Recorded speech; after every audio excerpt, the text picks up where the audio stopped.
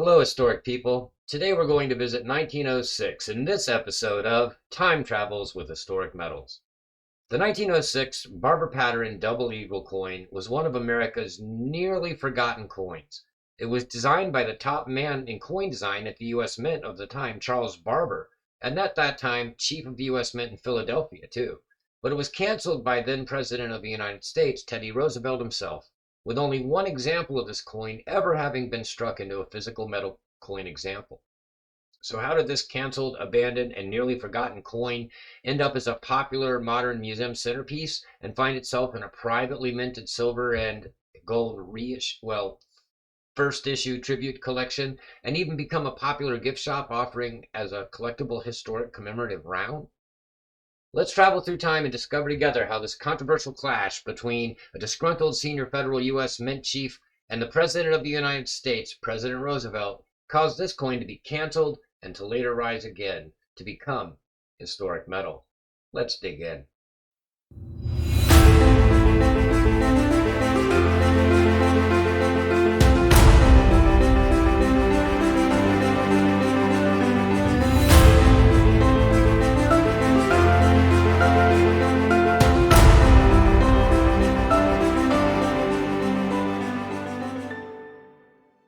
In 1905, President Theodore Roosevelt initiated a project to redesign American coinage and commissioned sculptor Augustus Saint-Gaudens to create the new designs.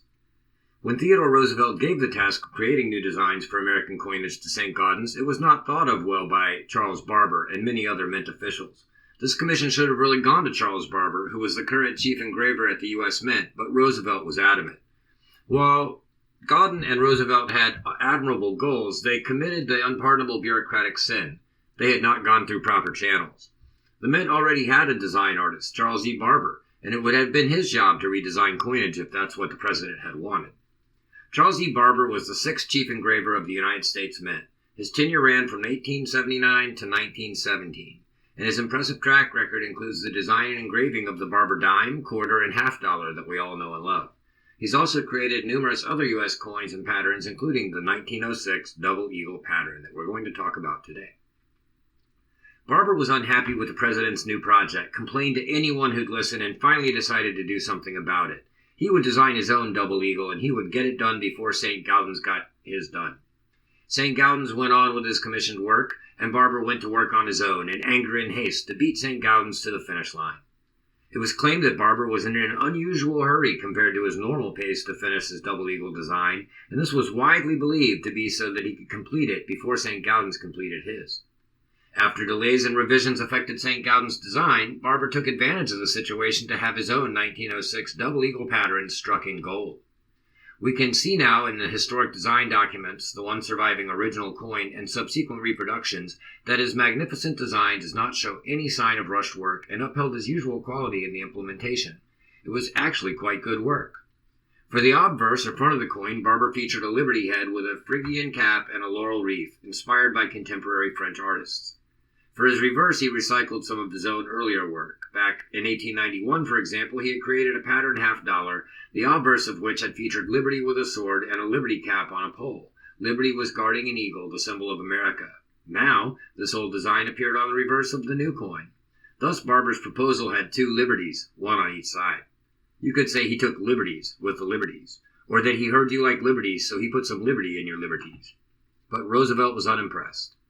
Despite the obvious quality of the design, the single pattern struck by Barber was rejected by Roosevelt in favor of Saint-Gaudens' design that was completed shortly thereafter. The one pattern that was struck was set and destined to be destroyed, but it somehow survived by way of means now made murky by history. So that one lonely 1906 pattern double eagle struck original gold coin is currently held at the Smithsonian, where it is one of the most valuable U.S. pattern coins ever struck that have survived until today. In 2009, the coin was privately reissued as an Ultra Cameo proof restrike in silver. They have made other restrikes since then in gold and silver as well in other years for the Smithsonian. This one example I have here now is one of those Smithsonian reissues. In particular, this one is an NGC graded MS70 Ultra Cameo proof 1906 double eagle in .999 fine silver. Struck as one of the first and original batch of these Smithsonian commemoratives in 2009, it is a gorgeous black and white beauty. Here you can see the design touches I mentioned earlier. The obverse shows a head of Liberty in profile facing left, wearing the Phrygian cap inscribed Liberty and a laurel wreath. 7 stars are to the left and 6 are to the right, with the date below. The reverse uses his pattern half-dollar obverse, which shows Liberty standing, her right hand holding a sword, and in her left a pole, on top of which is another Phrygian cap. Rays are behind Liberty, and the motto, "In God We Trust," is within them. The legend United States of America is above, and the denomination Double Eagle is on either side of the statue. The date 2009 is in the obverse. It truly is a remarkable coin, and digging into its story offers a completely fascinating look into the backstage antics of government bureaucrats and politicians who, for better or for worse, helped to pave the path of American currency and coinage throughout the early 1900s.